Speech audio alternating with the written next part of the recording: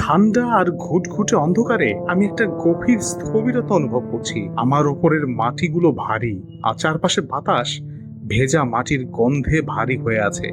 আমি আমি আমার কবরে, একটা সংকীর্ণ প্রকোষ্ঠে অন্ধকারে একা। এই নীরবতা আমার অস্তিত্বকে যেন গ্রাস করে ফেলেছে।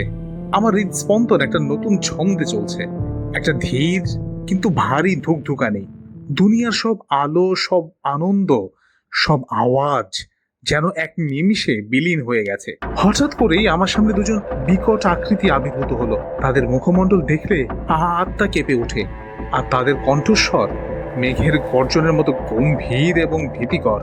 এরা নিশ্চয়ই মুনকার নাকির আমাকে প্রশ্ন করার জন্য এসেছেন। এক নিদারুণ ভয় আমার ভেতর থেকে ঠেলে বেরোয় আসছে। আমি জানি তাদের প্রশ্নগুলো কি, কিন্তু আমার মুখ থেকে একটা শব্দ বের হচ্ছে না। আমার জিহ্বা যেন পাথরের মতো ভারী, আর ঠোঁটগুলো যেন কেউ সিলাই করে ফেলেছে।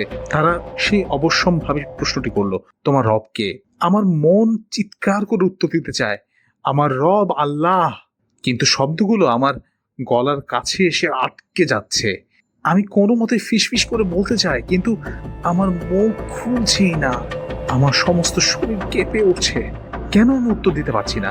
আমার মনে ভেসে ওঠে আমার জীবনের প্রতিটি পাপ, সেই সব ফজরের নামাজ যা আমি ঘুমের অজুহাতে ছেড়ে দিয়েছিলাম, সেই সব ওয়াক্ত যখন আজানের ধ্বনি কানে এলেও আমি দুনিয়ার কাজে ব্যস্ত থেকেছি। আমি স্মরণ করি সেই সম্পদ যা আমি সুদ থেকে অর্জন করেছিলাম, হারাম অর্জনের সেই টাকা যা দিয়ে আমি আমার পরিবারকে খাইয়েছি, আমার বাবা মায়ের প্রতি আমার করা সেই রূঢ় আচরণ, প্রতিবেশীর হক নষ্ট করা, আর আল্লাহর দেওয়া পবিত্র কোরআনকে ধুলো মাখা অবস্থায় সাজিয়ে তাকে রেখে দেয়া।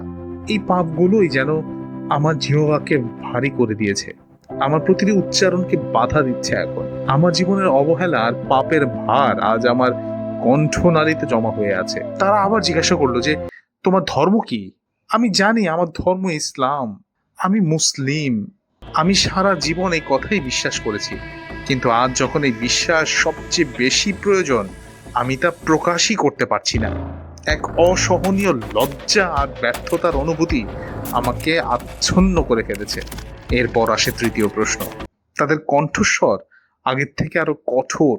এই লোকটি কে, যাকে তোমাদের মধ্যে পাঠানো হয়েছিল? আমি আমি তাকে চিনি, আমি তাকে ভালোবাসি। তিনি হলেন মুহাম্মদ সাল্লাল্লাহু আলাইহি সাল্লাম। আমার চোখের সামনে তার চেহারা ভেসে উঠছে, কি সৌম্য, কি কি নূর তার চেহারায়। কিন্তু আমি উত্তর দিতে ব্যর্থ। আমি কাঁপছি। আমার সারা জীবন কি তাহলে এই মুহূর্তের জন্যই ছিল? আমি আমার আখিরাতের সাফল্য কি দুনিয়ার সাফল্যে বেচে দিয়েছি? আমি কি দুনিয়ার লোভ এবং খেয়াল খুশিতে এমন ভাবে মত্ত ছিলাম যে আজ ইমানের সাক্ষ্য দেওয়ার শক্তিটুকুও আমার মধ্যে অবশিষ্ট নেই? আমার ব্যর্থতা দেখে ফেরেশতাদের চেহারা আরো কঠিন হয়ে যাচ্ছে। এক ভয়াবহ শব্দে তারা বললেন, তোমার উত্তর হয়নি, তুমি উত্তর দিতে ব্যর্থ। এখন জাহান্নামের দরজা খুলে দেওয়া হবে তোমার কবরে। ঠিক সেই মুহূর্তে আমার চারপাশে যেন একটা চরম পরিবর্তন আসে। আমার কবর, যা শুধুমাত্র একটা অন্ধকার প্রকোষ্ঠ ছিল, তা একটা জ্বলন্ত অঙ্গারে পরিণত হচ্ছে। মাটি আর পাথর যেন গলিত লাভার মতো উত্তপ্ত। আমার কবরের দেয়ালগুলো সংকুচিত হতে হতে আমার পাঁজরের হাড়গুলো এমন ভাবে পিষ্ট করছে যেন একে অপরের সাথে মিশে যাচ্ছে। আমি দম নিতে পারছি না। আমার শরীর থেকে পচা মাংসের দুর্গন্ধ বের হতে শুরু করেছে, যা আমার নিজের নিঃশ্বাসকে বিষাক্ত করে তুলছে। হঠাৎ করে একদল সাপ আনাগোনা করতে শুরু করলো। এগুলো সাধারণ সাপ নয়, এদের শরীর পাথরের মতো কঠিন, চোখগুলো আগুনের মতো জ্বলছে। এদের মধ্যে একটি ভয়ঙ্কর সাপ, যার নাম সুজাউল আকরা, আমার দিকে তাকিয়ে আমাকে পেঁচিয়ে ধরছে। তার প্রতিটি প্যাচ যেন আমার হাড়গোড়গুলো গুঁড়ো করে দিচ্ছে, আর তার বিষ আমার শিরা উপশিরায় এক একটা জ্বলন্ত ব্যথা ছড়িয়ে দিচ্ছে। এর সাথে যোগ হচ্ছে কালো বিচ্ছু, যাদের হুল লোহার পিনের মতো আমার শরীরে বিঁধছে।